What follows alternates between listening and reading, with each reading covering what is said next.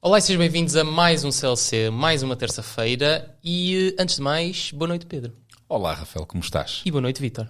Olá, boa noite, como estão? Como podem calcular, não é calcular, mas como podem reparar, temos um convidado, então, hoje, como tínhamos dito também no nosso Instagram. Desde já, todas as segundas-feiras, que é quando nós gravamos isto, nós colocamos no Instagram uma caixinha de perguntas para vocês deixarem as vossas questões, e hoje, segunda-feira, nós deixámos uma caixinha de perguntas onde vocês podiam colocar as vossas questões acerca do estado do ciclismo atual. Ainda não fui lá ver como é que estão as nossas questões, mas mais para a frente, então, neste CLC, eu passo lá e vamos responder às vossas questões, aqui também com os pontos de vista, com as opiniões aqui do Vítor. Vítor Santos, já agora, para quem não conhece, é pai da mais recente campeã nacional, que já vamos lá falar, de ciclocross. Ana Santos, toda a gente conhece, é um nome incontornável da modalidade do XCO. E sem mais demoras, vamos para mais um CLC. É verdade.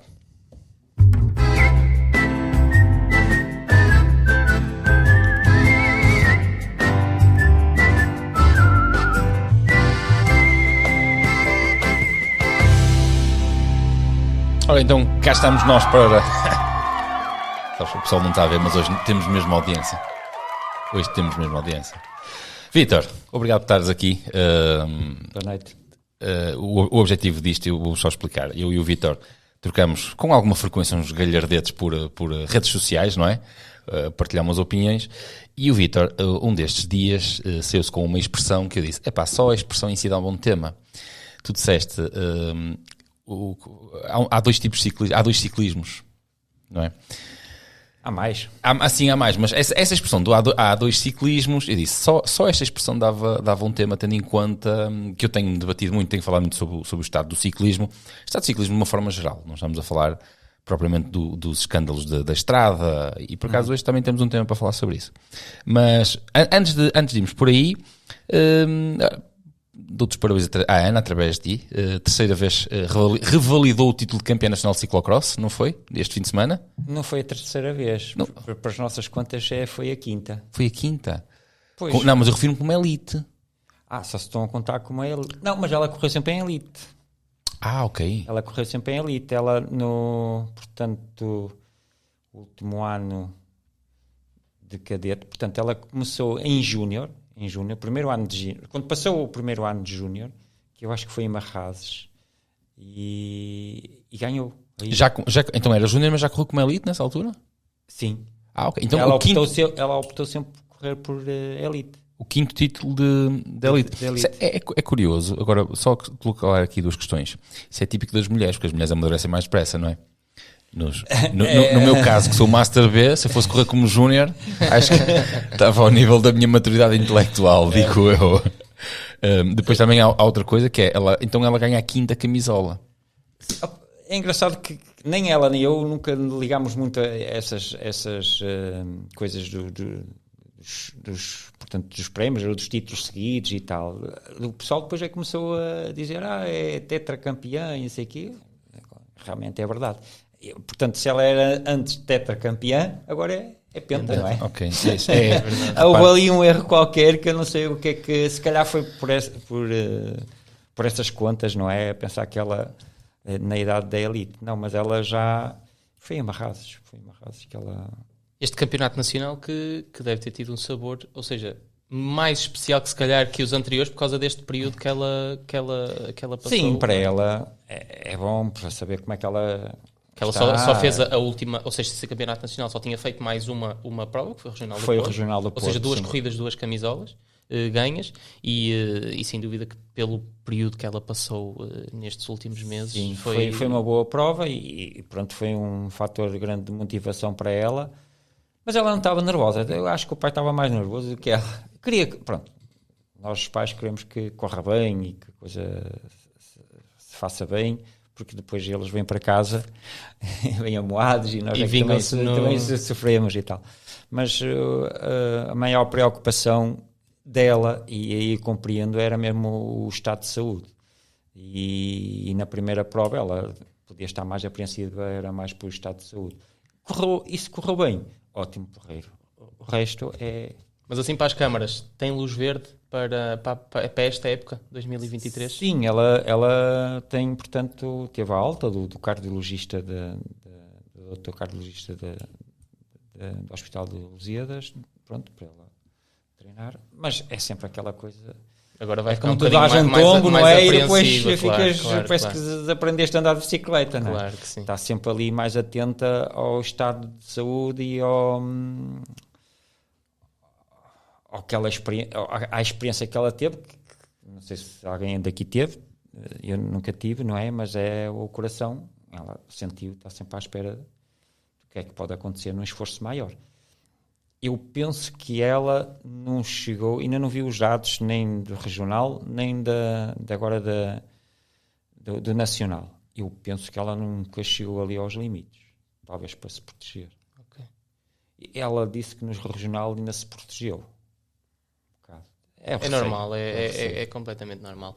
Antes de avançarmos também mais nos temas, não podemos deixar de dar os parabéns a Roberto Ferreira. É verdade. Não é verdade? Ele que tínhamos falado no último CLC como sendo para mim um dos principais candidatos a vencer esta prova, e não só esta prova, mas um dos principais candidatos a sobressair-se, na minha opinião, durante a época toda de 2023. Acho que é uma pessoa que tem evoluído muito ao longo dos últimos anos, e acho que 2023 pode ser um ano muito, muito especial para o Roberto, e sinceramente assim espero.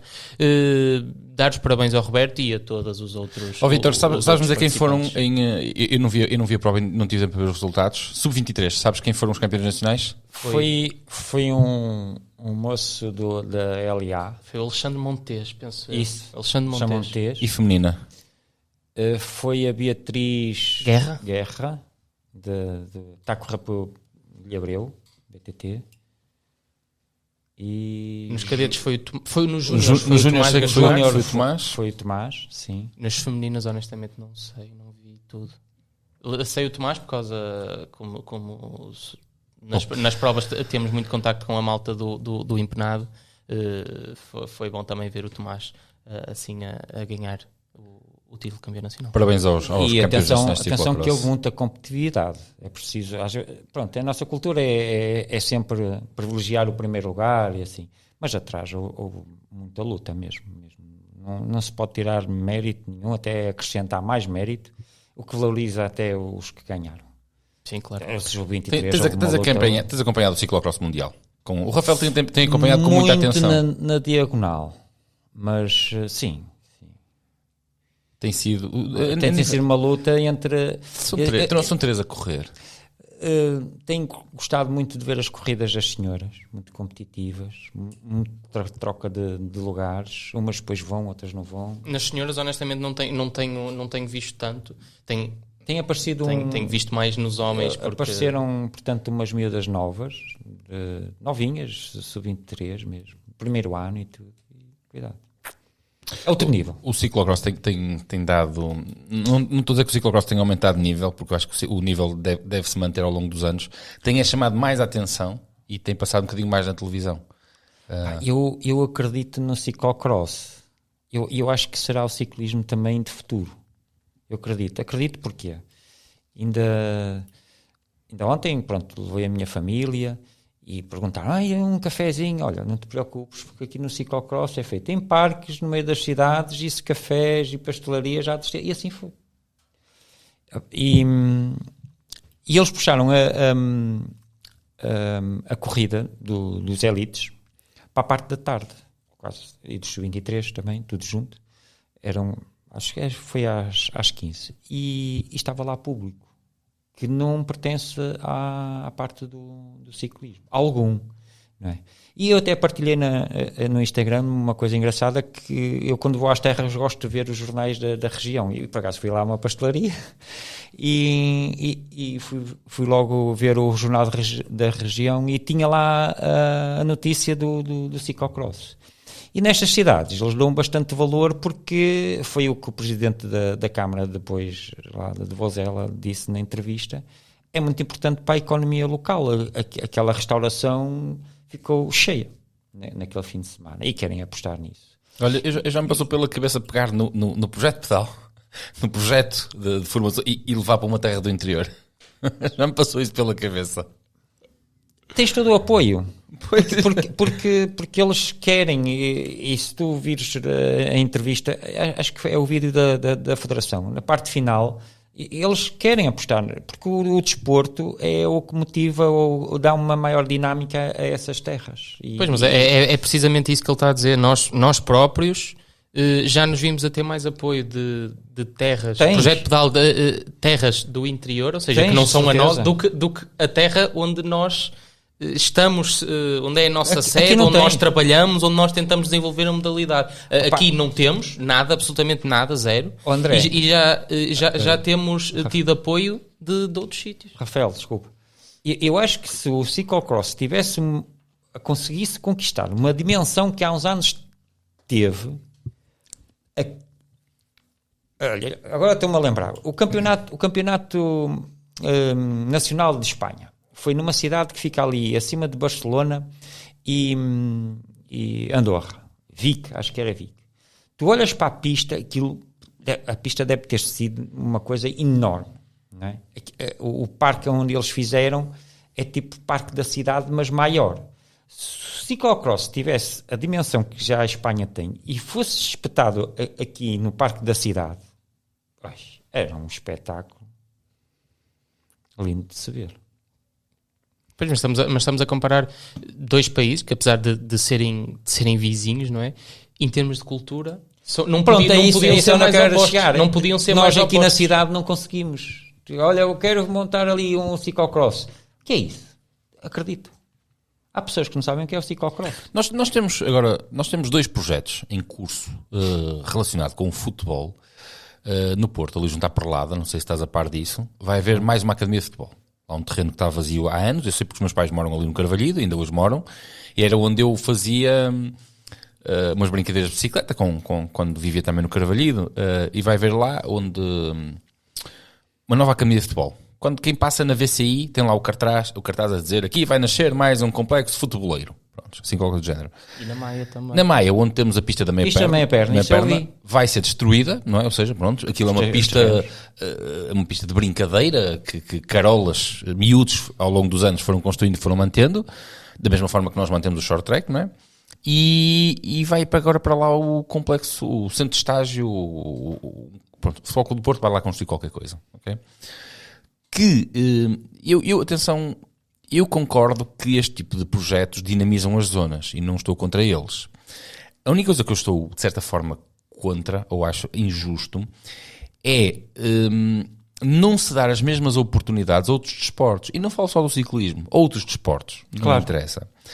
Porque quando nós fazemos uma análise a dizer que tratamos todos os desportos com a mesma equidade, e agora vou tocar num ponto que me é sensível a mim, é nós dizermos que o ciclismo, por exemplo, o desporto em Matosinhos, por exemplo, é tratado com a mesma justiça em todos, porque há um subsídio para cada um dos miúdos. Que o município supostamente dá a cada uma das formações. Só que depois, por exemplo, nos campos de futebol, eu tenho um campo de futebol ao pé da minha casa, aquele campo é municipal. E foram gastos ali uns milhões de euros, não é? Não existe justiça nisso, porque não podemos estar a ver só a verba que é atribuída anualmente, porque foi construída ali uma infraestrutura de milhões de euros que depois não é construído para outros desportos. Correto? Há uma piscina em todas... Bem visto. Não é, porque se nós vamos agora diluir aqueles 2 milhões de euros entre estádio e cobertura, porque foi dos projetos, mas foram quase 2 milhões e meio, se não estou em erro, vamos dividir isso pelo número de miúdos que utilizam o campo de futebol nos próximos 20 anos, e se formos a diluir isso, vai dar uma fortuna por miúdo. Uma fortuna. Não é aqueles 100 euros que se dá mensalmente. Outros municípios terão outras situações.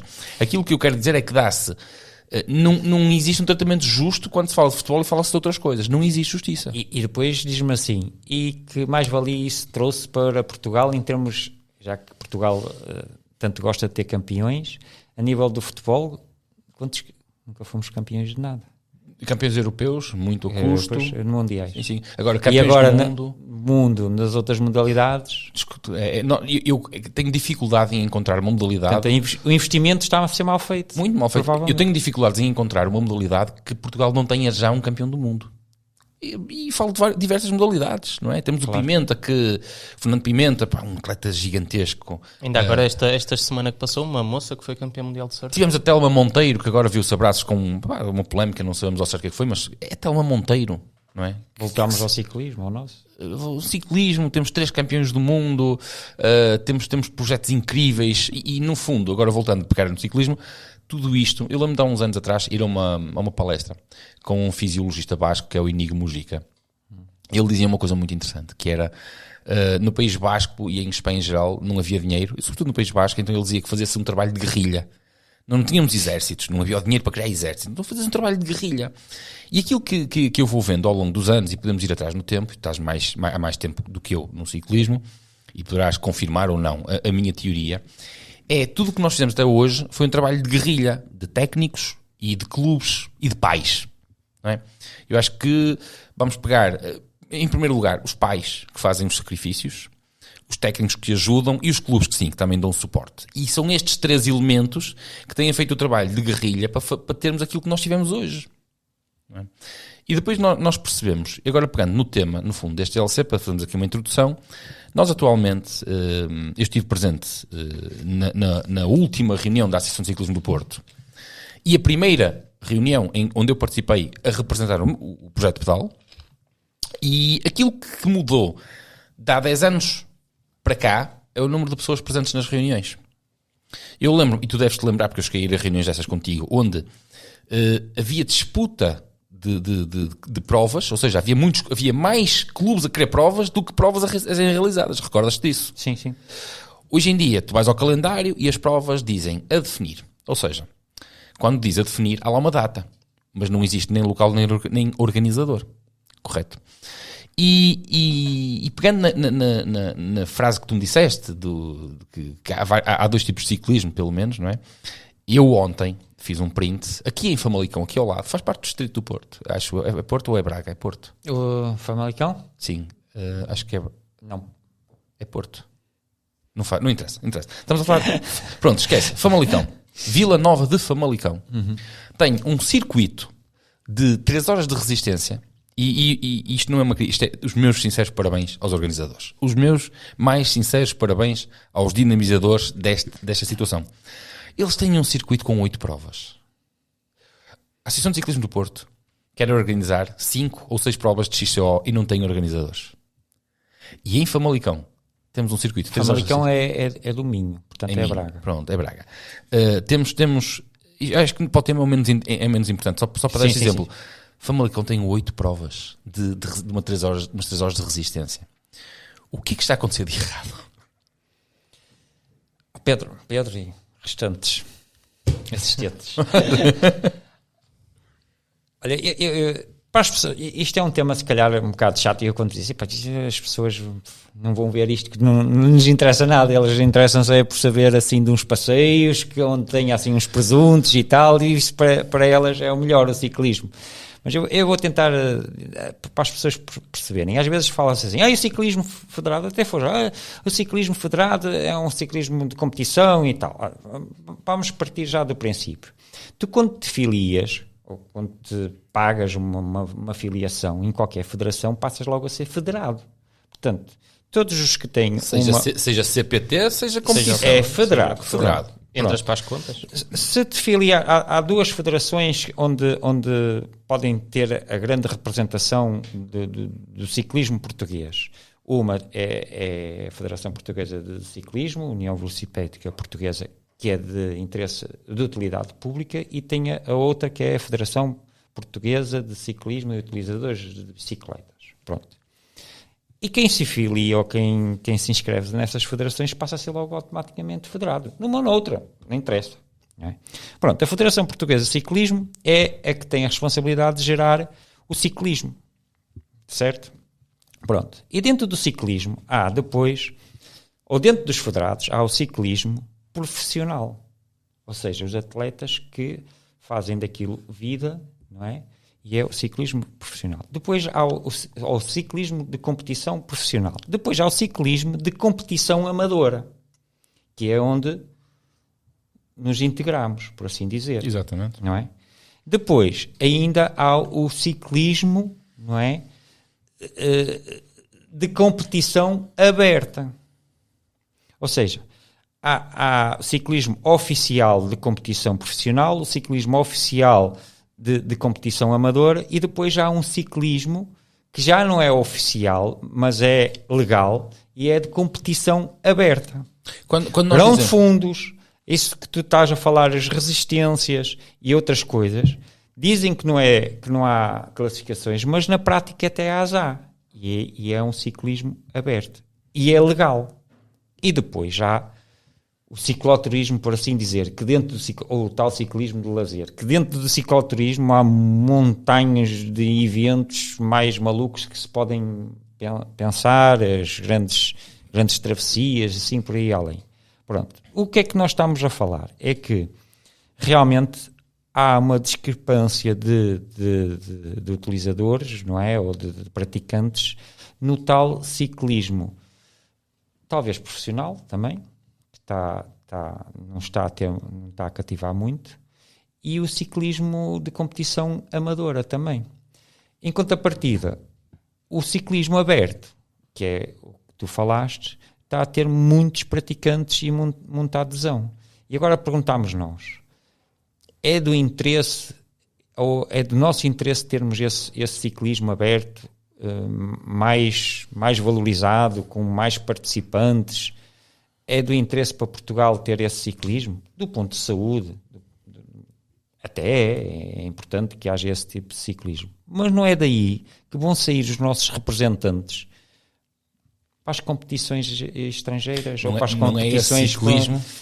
Não é esse ciclismo que gera jovens que depois alimentam as escolas, e que depois, as escolas de ciclismo, digo eu, e que depois vão integrar as fileiras da competição. Até podem gerar jovens, não é? Mas, de outra razão, sim, não é um ciclismo acompanhado, ou que realmente acompanhe os jovens e que lhes dê possibilidade de entrar no tal ciclismo de competição amadora. O que é que está mal? É que dentro da legalidade do ciclismo, no meu ponto de vista, estão a exigir aos amadores um profissionalismo. E os amadores, por muita boa vontade que queiram andar e com paixão do ciclismo, não estão para aturar, entre aspas, não é? Tantas mesquinices, ou tantos protocolos, ou tanta complicação, e então é mais fácil, não é?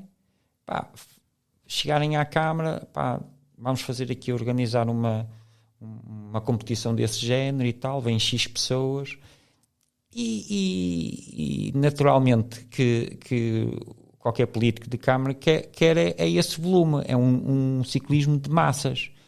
E para ele, se calhar nem percebe, nem compreende, não é? Que há outro tipo de ciclismo de competição amadora oficial, por assim dizer, e que devia de ser valorizado. E então surgem esses eventos.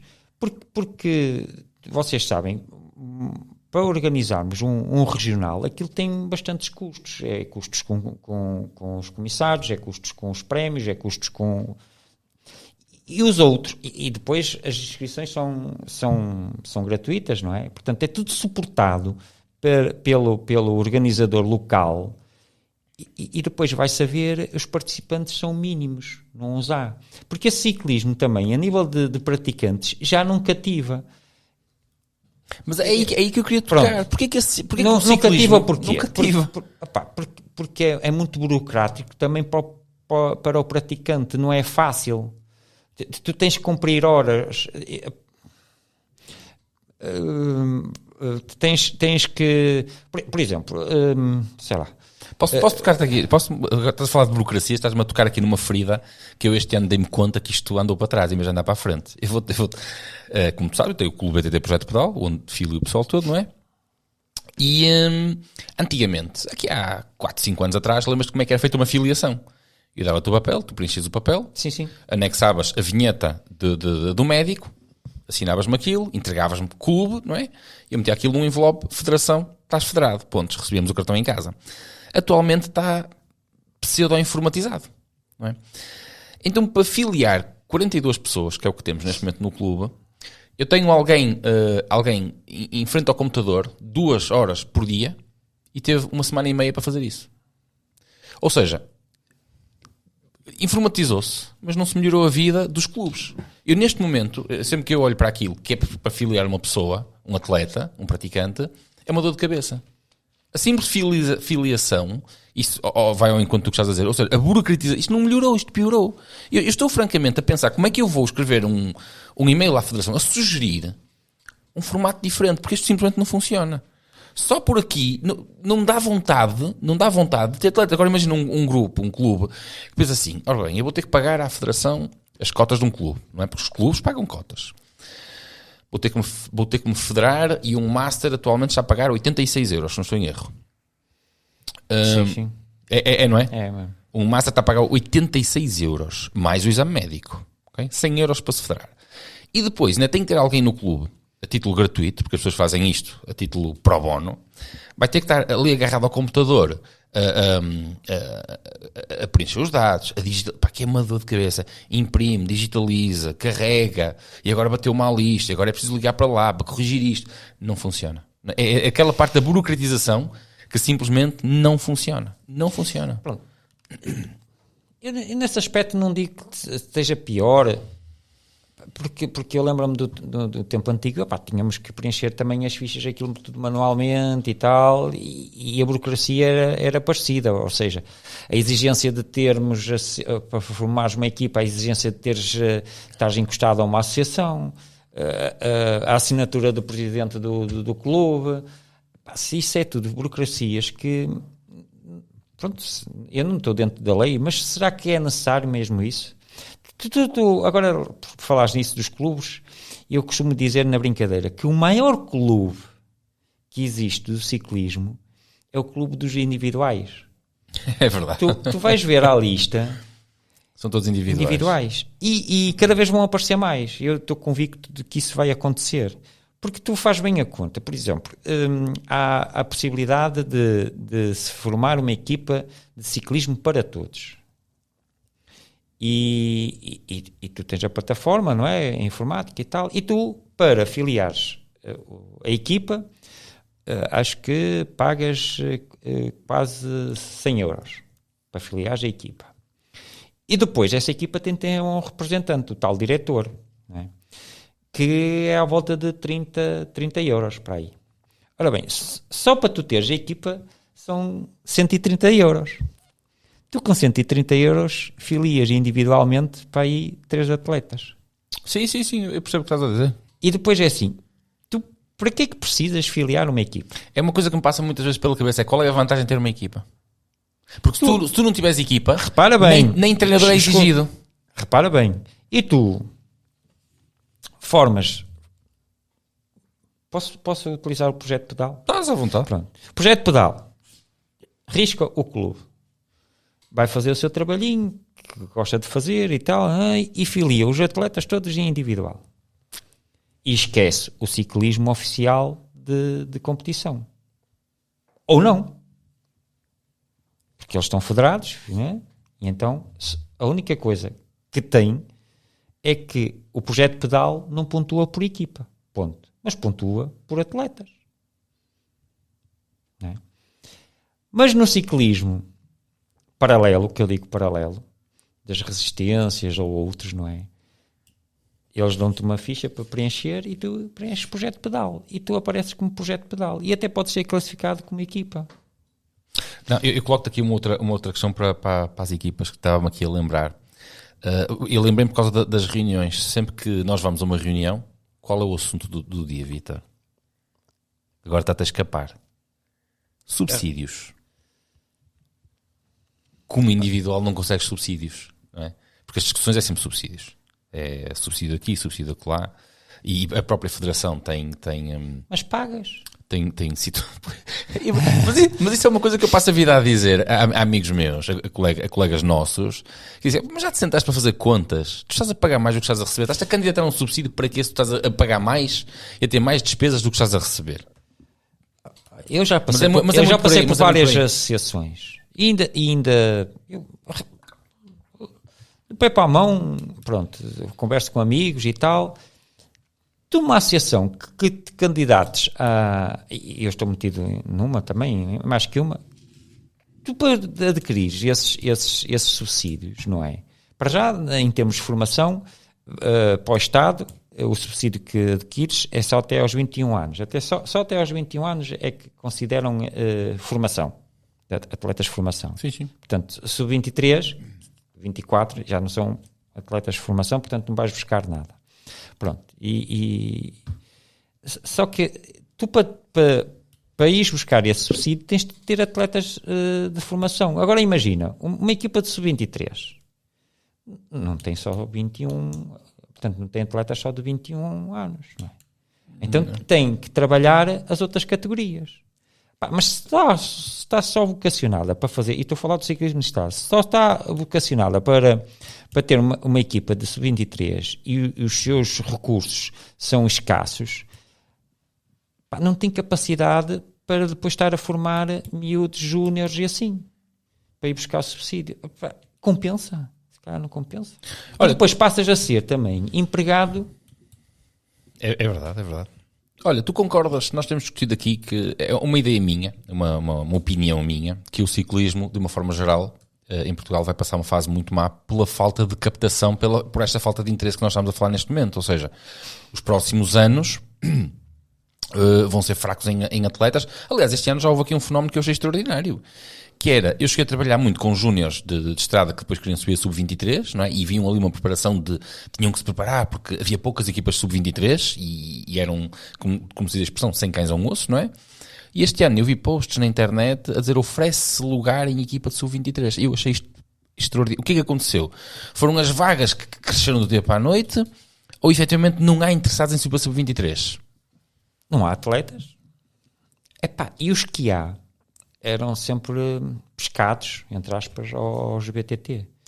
Exatamente. Eu não sei se isso é de um modo geral, mas dos BTT que eu conheço, disseram um redondo não.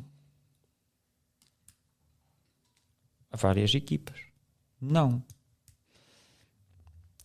Pronto, na estrada o que é que pode estar mal? Misturar o ciclismo profissional, a competição profissional, com o ciclismo de miúdos sub-23, que é um ciclismo de competição amadora, é muito complicado, não é? É isso que tu falaste há um bocado na questão da profissionalização excessiva para com os atletas amadores. Então, se se fala nisso no BTT, então eu acho que na estrada é uma estupidez aquilo que se faz. Aquilo que eu falei é que no ciclismo de estrada não há meias provas, não há opens. No ciclismo de estrada ou é ou não é. Ou se alinha para uma volta a Portugal, para uma clássica qualquer. Ou não há opens, não há provas para tu ires usufruir da bicicleta. Não há disso. É os grão fundos agora. É um engano. Mas mesmo os grão fundos não é... É um engano. É um engano. E aquilo não é real o que está ali. E depois na estrada, depois é isso, misturar sub-23 com elites ou júniores com sub-23 não faz bem a ninguém, só estrangula ali o desporto e vai acabar por dar uma asneira muito grande. Até neste aspecto, se estivermos a comparar BTT com a estrada, eu acho que a estrada, apesar de ser o desporto a vertente mais mediática do ciclismo e não há volta a dar, eu acho que o estado do ciclismo de estrada é muito mais preocupante do que o estado do ciclismo de BTT, porque o BTT vai sempre continuar, ou com a malta que faz provas amadoras, como resistências, como quem faz opens, isso vai sempre acabar. Mas, vai sempre acontecer. Rafael, não é bem assim, porque no BTT também cada vez há menos praticantes na competição oficial e fogem para a outra competição paralela. É verdade. BTT. É verdade. É igual. Sim, igual. Também, é tal discussão do tema que estamos a falar. Isso. Temos aqui o ciclismo de competição profissional e o ciclismo de competição amadora. E nós temos que tratar bem os amadores. As entidades, seja quaisquer que seja, têm que entender que não exigem muito aos amadores. Tu tens de ser profissional, andamos aqui a brincar ao ciclismo. Pá, brincar, são pessoas que trabalham, são pessoas que têm que ser acarinhadas, são essas pessoas que fomentam o ciclismo e vão captar jovens para serem ciclistas futuramente. São essas pessoas, empresários inclusive, que são os futuros patrocinadores. E não podemos tratar o ciclismo com o mesmo rigor do profissional. Não podemos exigir profissionalismo. Uma vez disseste, andamos aqui a brincar ao ciclismo. Atenção a essa ideia, porque ninguém amadora que anda aqui não anda a brincar, faz isto com muita paixão. É os meios que tem. Eu quando digo brincar ao ciclismo, é um termo que eu utilizo muito e revolta-me um bocado algumas coisas. É que não existe uma linha que separe o ciclismo a brincar do ciclismo a sério. E quando eu digo uma linha a brincar, digo mesmo, há comissários em provas, e eu já sei, que andam a brincar ao ciclismo. E nós temos que perceber quando é que estamos a promover o ciclismo e quando estamos a educar para o ciclismo. E que são coisas completamente diferentes. E nós temos que saber onde é que estamos quando. Não é? Ou seja, nós não podemos tratar... Vítor, nós não podemos tratar... Uma coisa é... Nós temos... E agora vou utilizar. Uma coisa é nós estamos num Open de Vila do Conde. Eu levo aquilo muito a sério, mas acho que é ali que se promove o desporto. Ponto. Não é? E ali tem que haver permissividade, tem que haver um caráter educativo. Olha, isto não está bem. Vais correr na mesma, mas olha que isto não está bem, porque se fosse ali era assim. Mas depois outra coisa é quando estamos num regional do Porto, onde ali já temos que levar as coisas a sério, Vítor, porque ali já é formação para os jovens que querem efetivamente estar na competição. E aí, quando vamos para regionais e tudo mais, e eu vejo que as pessoas que deviam estar lá a exigir do ciclismo não o estão a fazer. Quando eu vejo que continua-se a brincar com, por exemplo, eu sou treinador, tu és treinador, o Rafael, estamos aqui 3 treinadores, e eu acho que o treinador não é valorizado, como em muitas situações, eu sinto-me até ridicularizado. Eu penso muitas vezes, Vítor, o que é que eu estou aqui a fazer? Eu penso muitas das vezes, estes gajos, agora, num tempo pejorativo, que me deviam estar a defender, porque eu sou o ciclismo, sou eu que vou buscar as massas, não é? Somos nós que vamos buscar e que alimentamos, tentando, como tu fizeste muitas vezes, ir às escolas, ir buscar miúdos, não é? Tu percebes o que eu estou a dizer? Encontras um miúdo na rua, olha, não queres ir praticar ciclismo, não é? Quem é que alimenta o ciclismo? Quem é que alimenta o ciclismo? Os amadores. Os amadores. E não somos respeitados. Eu não quero nem troféus, nem estátuas. É uma coisa que eu exijo. Respeito. E não me sinto respeitado. Muitas vezes. Pela própria federação. Não sinto que haja respeito pelo trabalho do treinador. Mas voltando à questão do ciclismo de estrada e a questão do... Hoje eu vi a notícia que fiquei francamente incrédulo. Amar Antunes, segundo eu vi, aos 32 anos, abandona o ciclismo por se sentir desmotivado. E eu vejo isto com uma profunda tristeza, porque Amar Antunes eu vejo como um grande ciclista. Foi das pessoas que viu a sua credibilidade aumentada por ter passado pelo processo por onde passou, e foi de todo um plantel, um dos 2 que saiu incólume, certo? No qual merece todo o meu respeito, e ainda o passei a respeitar mais como ciclista. E hoje vejo que 32 anos e abandona o ciclismo porque não se revê no ciclismo. Sim, ele publicou um textozinho no Instagram, portanto ele justifica a morte da mãe e outra coisa qualquer. E o processo de doping e tal. Também quero dar aqui uma palavra de incentivo ao Francisco Campos, que é um jovem da idade do meu filho, com 25 anos, chegou a correr com ele e tenho uma admiração por ele, também foi ilibado. Infelizmente, pronto, os nomes vai demorar um bocadinho de tempo a passar essa ligação, não é? Pois, foi o início da conversa que eu disse que no ciclismo profissional também não se está bem, não é? As coisas não...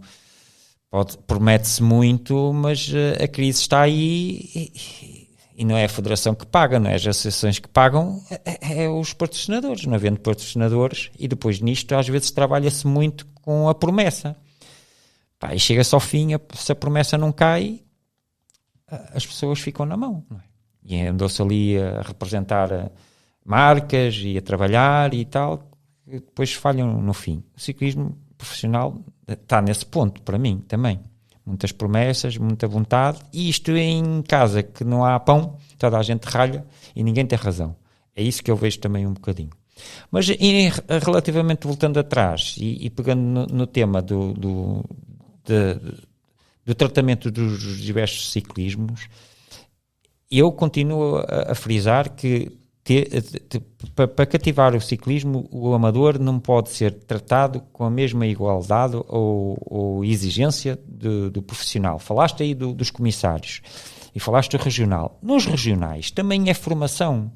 Há que ter da parte de quem gere e quem fiscaliza o senso, não é? De ensinar as pessoas e não estar a exigir muita coisa, porque senão as pessoas desaparecem, porque as pessoas querem ser bem tratadas, e é isso que acontece nos tais concílios e assim, que as pessoas, ou nas provas abertas, em que as pessoas vão lá, são bem tratadas, e facilmente fazem o seu desporto sem grandes complicações e ninguém ralha com elas nem nada. E parece que nos regionais, e isso já aconteceu comigo e tal, e tu falaste e bem, uma pessoa parece que é maltratada, não é?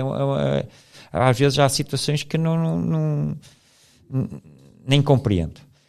E eu costumo comparar assim, um sinal, por exemplo, um semáforo, é uma lei geral, não é? Um semáforo é igual, portanto, a nível de código é igual, mas a importância de um semáforo numa cidade do interior é completamente diferente de um semáforo no Porto ou em Lisboa, não é? E é isso que devia ser tido em conta, adequar a realidade, ou adequar as regras e as exigências à realidade do ciclismo amador.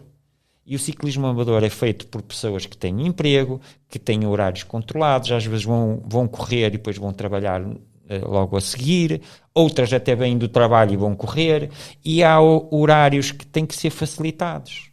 E situações que também que implicam, lembro-me no ciclocross, aplicar multas por elites ou assim, ir chegar ao secretariado e fechar às 9, e eles chegaram lá às 9:02 e tinham que pagar multa, e eles iam correr ao meio-dia. Vítor, mas deixa-me eu vi uma situação que eu achei aquilo no mínimo ridícula, e vou descrever. Uma ocasião estávamos, e tu também estavas, se não estou em erro, estavas Vila Franca, uma prova, taça de Portugal, Vila Franca, e era uma C1, comissário francês. E o comissário estava com um tradutor, e o comissário disse uma coisa que é regra: não se esqueçam que o lixo é para deitar no sítio X ou sítio Y, e se deitarem lixo fora do local, há desclassificação. E uma revolução. As pessoas ofendidas, não é? E eu pensei cá para mim, mas isto é o beabá. Ponto número 1. Estão a passar o papel de porcalhões para o coisa, não é? De pistoleiros. Nós fazemos o que nós queremos, eu deito o papel fora onde eu... Vais agora desclassificar-me porque eu estou a deitar fora o papel, fora da zona de deitar lixo, que é uma regra em todas as taças do mundo, não é? Nós aqui, pequenininhos, ou seja, é este tipo de situações que nós temos que perceber que é para cumprir. Um dos problemas que eu encontro muito, Vítor, muito, é, tu tens treinadores, eu já nem falo dos diretores, que os diretores têm que concordar com o Renato Gaspar, o pai do Tomás. Tens treinadores que não sabem os regulamentos e dizem disparates. Só dizem disparates. Tu para seres diretor de uma equipa, eu acho que tu devias ter formação, não é? Mas pagas como é que é? Pagas 30 euros e és diretor. E eu pergunto assim, o que é que tu sabes de ciclismo? O que é que vais traduzir para o ciclismo? Só estás a cumprir um papel. E eu acho que só para cumprir um papel, agora vamos à parte da burocracia, só para cumprir ali uma exigência com um papel, acho que não era necessário haver diretores, então. Ou então, se queremos que haja diretores, eles têm que ter formação. É aqui que eu entro, e é aqui que nós temos que saber separar o trigo do joio.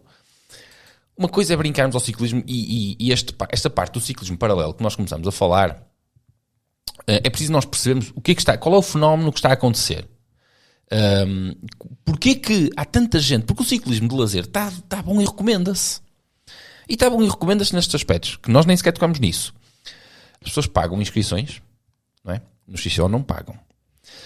as provas têm chip. No XCO tens os comissários a contar à mão, porque nem para chip há valores. E depois no XCO ainda é preciso pagarmos pelo caminhão, pelo pórtico, a Associação de Ciclismo no Porto e os comissários que estão lá a trabalhar. Vamos arredondar. Uma prova fica entre os 600 mil euros. Já me reportaram valores superiores, isso eu não sei, 600 mil euros. Com 600 ou 1000 euros, os organizadores das 3 horas de resistência pagam a cronometragem, que é fidedigna, é o que está lá, não é? E ainda se calhar metem um porco no espeto. Foste uma 3 horas de resistência recentemente? Não, recentemente não, mas já fui a algumas. Sabes como é que se trata bem lá as pessoas? Que é uma coisa que eu defendo muito. Trata-se bem a família com abastecimentos.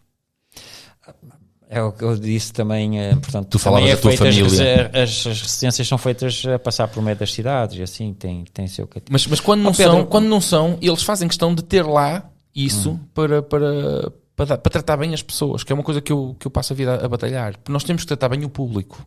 E é uma das coisas que nós... Mas eu percebo isso, porque na parte da competição, e tudo isto está muito mal. E eu, quando digo que está muito mal, não quero deixar só isto no ar uma crítica negativa. É preciso fazermos alguma coisa para isto mudar. Porque eu criei o projeto da Academia e queria que isto continuasse.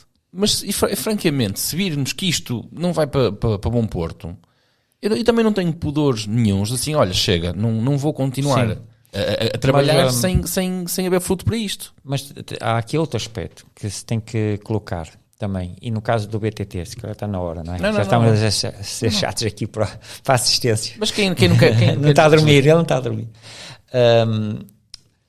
No XCO ainda tem outra coisa que se calhar afasta um bocado a participação.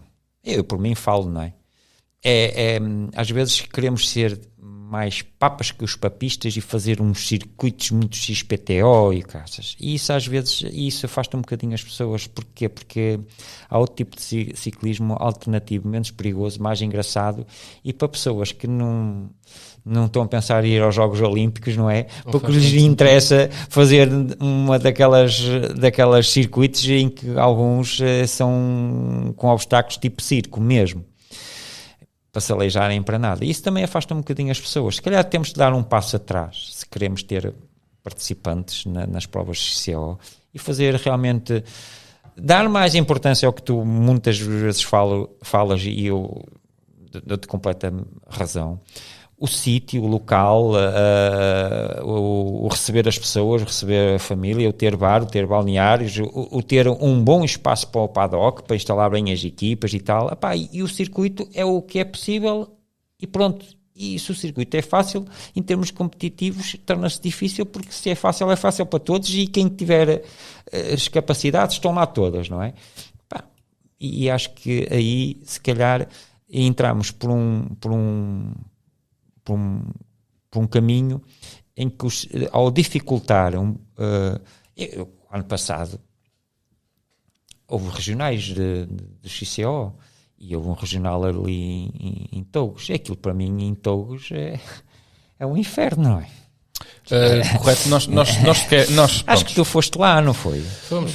Eu nem corri, eu nem fiz essa Partiste corrida. o dedo. Partiu o dedo. Nem fiz essa corrida precisamente por escolha de que na altura não estava também... Nós lá, tocas num ponto interessante. Nós chegamos lá e nós, que somos os responsáveis, não é? Chegamos lá e dissemos, não, isto não está ao nível da maior parte de quem nós temos. É demasiado. Ou seja, não quer dizer que eles não façam, mas o risco é demasiado.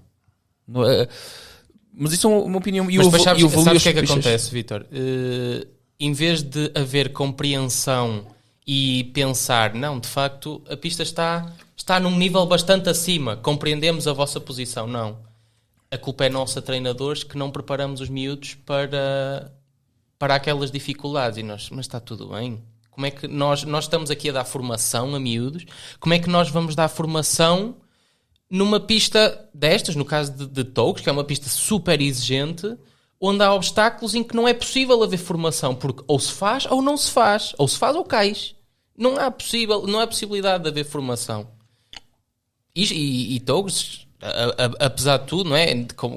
Compreendo o motivo para a existência da pista de Togos, ok? Mas também é verdade que não é uma pista, ou seja, é uma pista para um nicho de praticantes de BTT. Não é uma pista para um Open, de forma alguma. é uma pista talvez para uma Taça de Portugal, mesmo a nível de regional, eu deixo as minhas dúvidas.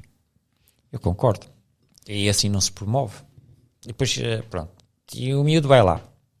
É que depois não é só elites. Correm juvenis. Lá está.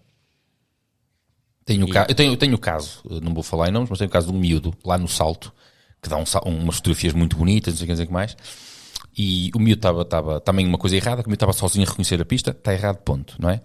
Mas isto foi visto por 2 amigos meus. E o miúdo chegou ao Salto, porque aquilo, a única coisa é como o Rafael diz, tem alternativa, é verdade. Mas quando nós vemos alguém a saltar com fluidez, como eu dou o exemplo, vemos o Mário Costa a saltar, não é? O Mário ensina, não é? O Mário tem uma fluidez incrível, e tu vês o Mário saltar, é fácil, não é? Mas depois quando estás em cima da bicicleta, é completamente diferente, Vitor, sabes o que é que eu me refiro.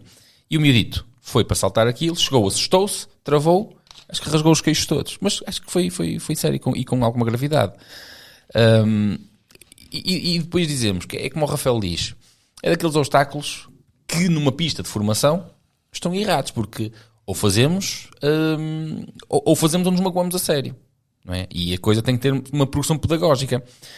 E as pistas, em muitas situações, não são pensadas nessa perspectiva, que é ou fazes ou tens que ir pela chicane line. A nível de pistas, eu sou muito crítico na construção delas e devia de haver aí uma formação para a construção de pistas. E as linhas de fuga não têm que ser aquelas linhas que dar a volta ao quarteirão, em que se perde muito tempo. Porque isso faz com que as pessoas arrisquem a saltar ou a passar de outra maneira diferente. Para mim o obstáculo principal. É completamente absurdo quando põem coisa a dizer chicane line. Para mim não faz qualquer sentido. Concordo. Porquê? É dizer que quem faz aquela linha é uma galinha. É menos atleta do que... Lá está. Isso retira participantes. É verdade, concordo. Eu honestamente tenho uma opinião. Agora, só para confirmar aqui, eu concordo com isso, como o Rafael acabou de dizer. Nós fomos à pista, reconhecemos a pista e dizemos, não vem ninguém. Rafael, tu chegaste a correr em Togos o ano passado? Não, porque a nossa diretiva, enquanto responsáveis do projeto, foi não podemos dizer que não há segurança, porque segurança é muito arriscado. Vai para lá daquilo que nós consideramos a segurança pelo menos para o nível de formação em que nós temos os nossos, ponto. E portanto a diretiva foi quem vai por sua conta e risco. Há aqui um senão. Agora buscando aqui é que vocês para correrem lá precisam do treinador presente. Essa é a nova diretiva, por exemplo. Não, essa já é antiga. Essa já é muito antiga, Vitor. Só que nunca foi cumprida. É antiga, e eu acho que partilhei contigo a Confederação Nacional de Treinadores e tal. Fez um protocolo com a ASAI para fiscalizar as provas. Não é para fiscalizar as provas, minto. O que eu entendi... A utilização do nome treinador. Exatamente. Sim. E está bem. Está bem, pronto, para se cumprir a lei de bases do desporto, em que tu para dar treino ou para qualquer atividade física tens de ter uma formação, por mínima que seja, tens que ter. Portanto, eu entendi que era isso. Em termos de regulamento da Federação Portuguesa de Ciclismo, eu acho que eles foram além disso. Estão a exigir a presença de treinador em provas nacionais e internacionais. Vítor, mas eu não acho que... Repara, esse regulamento da Federação já tem alguns anos. Já veio com a nova lei do treino e eu acho que faz todo sentido. Sou muito franco. O treinador tem que estar presente. Porque o que nós vemos também, isto é daquelas coisas que nós era preciso pararmos para repensar algumas das coisas. Tu tens clubes com treinadores a assinarem pelo clube que nunca puseram os pés no clube. Não é? Tens um clube do Porto que é assinado por um treinador que é do Algarve, que não há cruzamento, ou seja, é só uma coisa no papel.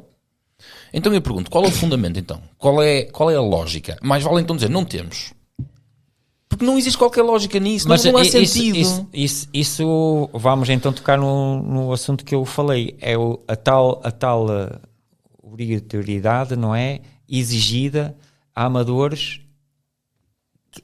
Isso que tu dizes pode fazer sentido, não é? Em equipas profissionais. Tem lá o treinador presente e estarem devidamente com os atletas e acompanhados. Em grupos amadores, no ciclismo amador, que as pessoas trabalham, que os clubes já à míngua se esforçam por ter os meios para levar alguns atletas, arriscam-se a levar atletas menores em carros que não estão habilitados para levar atletas à luz da lei.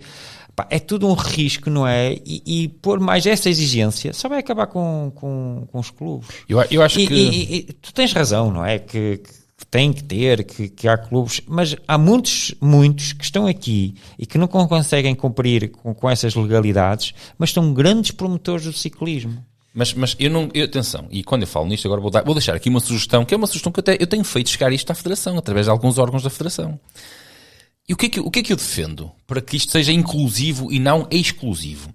Porque o desporto é inclusivo e é exclusivo. E tem que manter os dois, não é? Mas o que é que eu tenho defendido ao longo dos anos e que é aquela que é a minha ideia? Os clubes devem ser... deve haver um critério para haver clubes, não é? Vamos imaginar. Tu até queres ser um clube de amadores, não é? Sois todos amigos, sois todos masters, mas vocês não têm um treinador, não é? Vocês têm o direito... na minha opinião, vocês têm o direito de participar desportivamente. Okay? Só que vamos imaginar, o clube não recebe, não tem os clubes, ou seja, eu defendo que existe uma classificação para os clubes, uma espécie de hierarquização. Por exemplo, um clube que tenha um treinador nível 1 recebe, por exemplo, uma estrela. Um clube que tem um treinador nível 2 recebe 2 estrelas. Um clube que tenha um treinador 3 estrelas. Clubes com treinadores com licenciaturas recebe X. Não sei se me estou a fazer entender. E isto desta forma, abriria portas, então aí sim, por exemplo, aos subsídios da Federação. Em vez de ser todos têm direito à mesma coisa, não, haver um critério. Que era, ora, tu podes participar. Vamos imaginar, tu podes participar. Mas se quiseres ter acesso a isto, tens que cumprir com estes requisitos. Mas não colocar numa questão de participas, não participas. Não, todos participam. Mas depois criar aqui uma espécie de critérios. Eu penso que não estou enganado. Mas depende do valor do subsídio, se compensa ou não. E eu estou-me a lembrar, por exemplo, isso houve nas escolas. Eu falei em subsídios, ainda e não sei se existe. E eu habilitei-me nisso. Eu, quando fundei as escolas, que tinha que fundar, fazia as burocracias que eles pretendiam. Nós a Academia Projeto Pedal, estamos fora do protocolo de escolas, fora, porque eu não concordo com o que é feito. Não concordo, está errado a meu ver.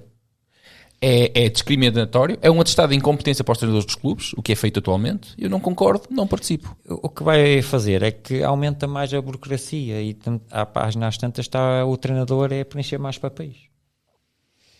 E depois é o que tu dizes, se calhar, não sei no que é que não concordas, não é? Mas o que é certo, elegível aos subsídios. Tu estás a criar essas regras para ter acesso aos subsídios, que tem que haver regras, não é?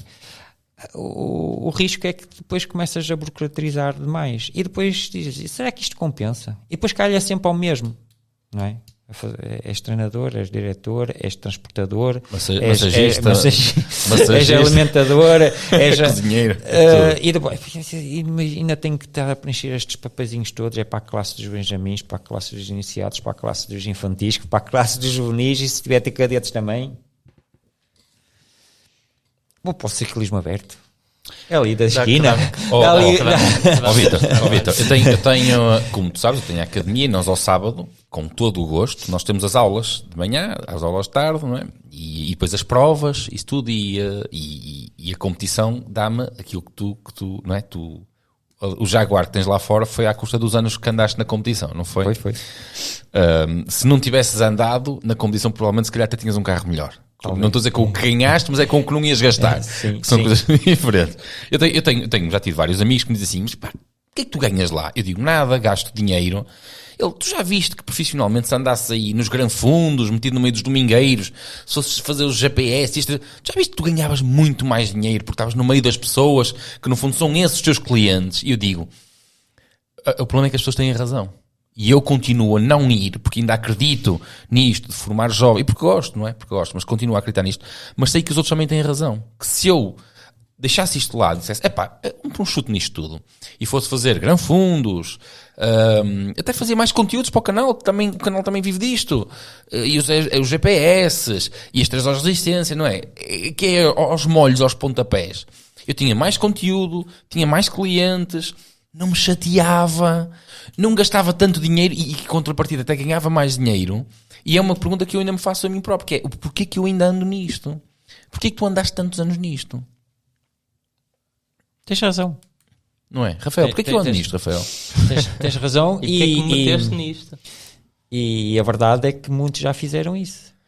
E houve um amigo, que já comentei isso, que eu estou a comentar convosco, já comentei, e esse amigo disse assim, mas será este ciclismo que queremos?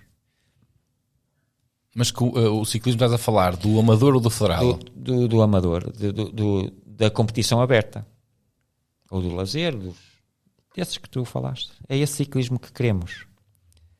É o ciclismo que nós temos, é o ciclismo que cativa as pessoas. É isso. Mas desse ciclismo não vai nascer um Costa, uma Raquel Queiroz, uma Ana Santos, e muitos outros que estão, uma Maria Martins, uma Daniela Campos, jovens. Não vai. Não vai ser muito difícil sair desse. Não vai. É esse ciclismo paralelo. O que é preciso mudar? É simplificação. Trabalhar com mais paixão, acho eu, dentro das entidades. Menos regrinhas e coisinhas pequenininhas. Os comissários são necessários, mas tem que aplicar as regras à realidade de cada situação. Que as pessoas vão lá ao Nacional, ao Mundial, mas quem é que vai ao Mundial? Dos 70 cadetes? Se calhar um. Para que é que estão ali a implicar com 70 cadetes com uma regra qualquer, não é? Que eles se calhar nem... Ou fazer um circuito XPTO ao nível do Mundial, não é? E quem é que vai ao Mundial depois futuramente desses cadetes? 1, 2 e os outros? Não contam? Os outros vão pela chicane line com a bicicleta à mão. Ou aleijam-se. E abandonam o ciclismo. E vão para o ciclismo aberto. Legal, que é legal. Sim. E é isso que eu acho que essa mentalidade de pensar mais nos outros, esta cultura desportiva de pensar só nos campeões e no primeiro, são importantes, mas todos os outros que estão atrás têm que ser muito valorizados, muito acarinhados, porque são esses que valorizam os primeiros e empurram. Eu trabalho nas bases que está a faltar. Mas quais bases? O trabalho nas bases é no praticante amador, é no técnico amador, que é quem promove o ciclismo. Lá está, vamos voltar outra vez ao mesmo, que é quem vai às escolas. Sabes, agora falei, o ciclismo vai à escola. Já ouviste falar? Sim. Prontos. O ciclismo vai à escola, passa a imagem que está a ser feito trabalho nas escolas. Penso que não. Acho que é um protocolo qualquer com a Federação, que a Federação mete ali uns funcionários quaisquer a fazer umas gincanas, não é? Sim. Eu por acaso acho que era interessante fazer isto agora. Nós fazemos percebemos a comunidade escolar antes dos projetos incidirem e depois dos projetos incidirem. O que é que isso altera, o que é que está a alterar nas comunidades escolares, efetivamente. Que eu acho que esse tipo de trabalho também não está a ser feito, sou muito franco. Agora não vou adiantar mais, porque isto faz parte de um trabalho que eu estou a fazer. Nós acompanhámos, e eu posso dizer que andámos nas escolas, não é? E é um trabalho, como viste, penoso. Muito difícil. E a retribuição que tivemos foi pouca, mas da pouca que fizemos e o trabalho que se fez teve seus frutos. Bastante grandes, não é? Mas... não sei, é difícil, é necessário pagar a pessoas. Se houver profissionalismo, então é necessário pagar a pessoas que vão às escolas, que trabalhem o tempo inteiro e façam esse trabalho. Mas lá está, voltamos a cair no mesmo. Quem é que se os clubes não têm dinheiro neste momento, o associativismo em grande parte está morto, porque está. E cada vez mais. E cada vez mais, exatamente. As pessoas daqui a um bocado não há associações. Isso é outra burocracia estúpida de tu para teres um clube tens de estar numa associação. Isso é outra burocracia estúpida. É só estúpido, mas pronto. Porque, lá está, não há uma capacidade de perceber a direção que isto está a tomar, que o associativismo efetivamente está morto e enterrado. Isso é uma coisa da cultura que se ingrou até ao final dos anos 2000, por aí fora. Depois as pessoas mudam-se, e nós ou percebemos como é que as pessoas estão a mudar e vamos atrás, ou então deixamos morrer as coisas. Se continuamos a insistir num modelo antigo que não vai vingar novamente, nós deixamos morrer as coisas. E eu acho que isso é um fator, tocaste aí num ponto importante, e isso é um fator em que as pessoas fogem para o ciclismo paralelo. Porque não têm que estar no associativismo. Eu até tenho um grupinho de jovens, exatamente, eu tenho um grupinho de jovens que quer fazer uma equipa. Epá, tu tens que filiar a equipa, tens que entrar lá na plataforma, não sei o quê, olha, precisas estar ligado a uma associação, precisas da assinatura do presidente da associação, precisas dos estatutos, precisas mais de protocolo qualquer. As associações começam a acabar. Não é? Como é que vais formar a equipa? Não, é isso. Se tu começas a ter aquela vontade de competir, tendo em conta aquilo... Desistes? Não desistes. Tu já tens a bicicleta porque até gostas de ciclismo. Compraste a bicicleta. Tens umas 3 horas de assistência que vão acontecer ao teu lado. Claro, é isso que eu quero dizer. Já foi. Esperar pelos calendários disto, esperar pelo calendário daquilo. Olha, está aqui. E o mais interessante é que essas competições começam a ter prestígio. É verdade, é verdade. Eu vejo atletas, autênticos influencers, nas redes sociais, a dizer o seu currículo, de estarem nessas provas. Sim, mas isso... É o que vale, mas... É o que vale muito pouco. Mas... Se perguntares a alguém quem é que ganhou no ano anterior, a pessoa nem sequer te vai dizer. Não sabe. Enquanto que... E no ciclismo oficial competitivo. Sabes que quem é que ganhou o ciclocross o ano passado? Não faço ideia. É? Nacional. E a taça? Agora não faço ideia. É igual. Não faço ideia. É igual. Se calhar até sabem quem ganhou o Grande Fundo. É possível. Há verdadeiras vedetas dos Grandes Fundos. Já estás a é verdade. Não, estou a ir onde tu me levaste direitinho. Há verdadeiras... Há pessoas enormes que nasceram nos Grandes Fundos. Há verdadeiras vedetas. É verdade. É verdade. E perguntamos que valor é que isso tem em termos de representação nacional. Efetivamente, não há uma representação. E nem sequer é controlado. Não, agora já é controlado. Nós temos a primeira vez que um Grande Fundo foi controlado, apanharam 12. Pois. Mas não é controlado por colégio de comissários. Não. Pensei que estavas a falar do controle antidoping. Sim, não tem. Não. Sim, o controle antidoping também escapa muito. Sim, tanto quanto eu sei nos últimos anos, pouco ou nada tem havido. E nas 3 horas de resistência... Pois, e depois também agora tocas numa coisa interessante, que é, ainda assim, quem se prepara para esse tipo de eventos, prepara-se, olha que não sei se o tipo de preparação que tem, em termos geral, treino, alimentação e tudo mais, se não anda muito longe daquilo que fazem atletas até às vezes profissionais. Em termos de investimento em preparação. Olha que eu não sei se... investimento, sim. Se não andará muito longe. Mas vê-se, sim. O atleta profissional terá, em média, 20 horas de treino, e eu vejo aí amadores também a ter 20 horas de treino. Sim. E trabalham. Exatamente. Há grandes valores no desporto. Mas efetivamente há aqui... E é uma pena perderem-se esses valores para... Eu gostava de saber o que é que se passa, por exemplo, em Espanha. Como assim? Espanha... Como é que eles funcionam? Como é que o ciclismo está a funcionar? Eles têm outro tipo de dinâmica. Eu acho que eles simplificam muito. Olha, eu nunca mais me esqueço, uma vez fui fazer uma prova de ciclocross ali no Rosal. E aquilo é preciso fazer uma inscrição online e tal, eu fiz, e depois aquilo é preciso confirmar. E eu fui lá confirmar, e quando me deparo na tenda, estavam os comissários, a comissária, a presidente até, acho eu, e estavam a assar uns chouriços.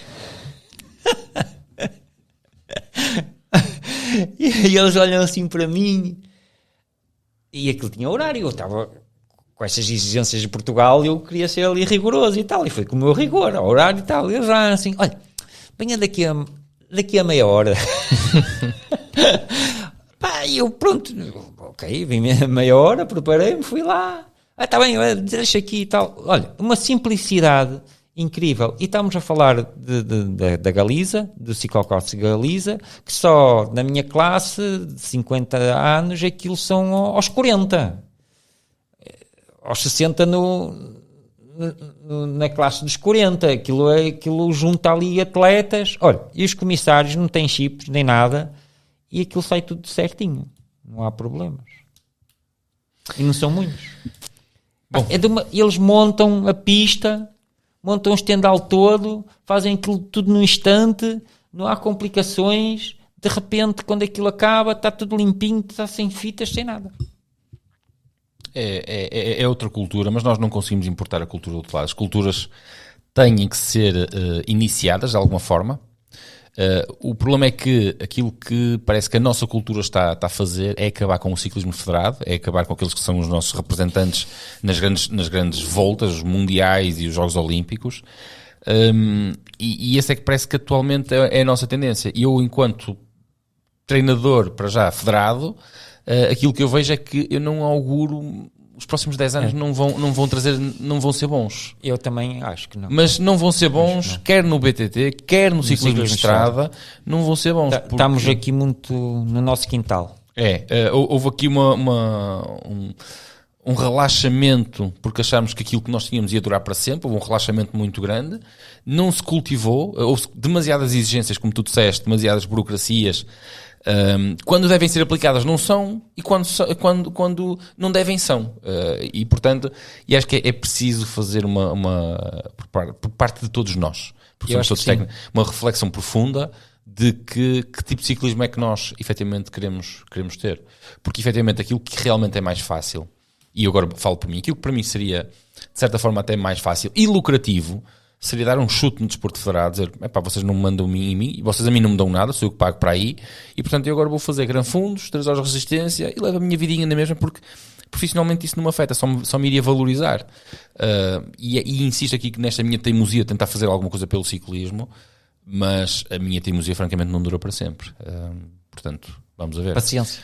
A minha paciência, exatamente. Paciência é eu querer mudar alguma coisa, é eu querer ainda fazer alguma coisa, mas se vir que efetivamente que as barreiras são maiores, eu simplesmente vou à minha vida, porque efetivamente é como digo, não estou agarrado a isto, não tenho nada que me agarre a isto. E pronto, e é isto. Rafael, queres acrescentar alguma coisa para nós nos despedirmos? Acho Lá foram as perguntas. Deixamos as perguntas para o próximo CLC. Exatamente, embarcamos aqui na conversa. Às perguntas que temos. A nossa conversinha de café, que é uma conversa de café no fundo. Eu disse logo que isso ia dar pano para mangas. E não sei se os teus ouvintes vão se chatear com isto. Os fiéis ficam até ao final. Os fiéis ficam até ao final. Vítor, muito obrigado por teres vindo aqui conversar. Uma vez mais, manda um beijinho para a Ana. Sim. Rafael, queres terminar isto? Muito obrigado por terem estado aí desse lado, Vítor. Uma vez mais, muito obrigado por teres vindo e por termos estado aqui com uma conversa com bastante conteúdo que dava para outro tanto de tempo de vídeo. Mas é isso, normalmente o pessoal usa os CLCs para aqueles treinos de rolo. É verdade. Mais adiante, desde já, Flávio, se estiveres a ver isto, não, de nada, por mais um CLC. E vemo-nos na próxima terça-feira, à mesma hora, com mais temas de ciclismo, mais conversa e é isso. Da minha parte é tudo. Portem-se bem. Fomos. Um abraço. Tchau.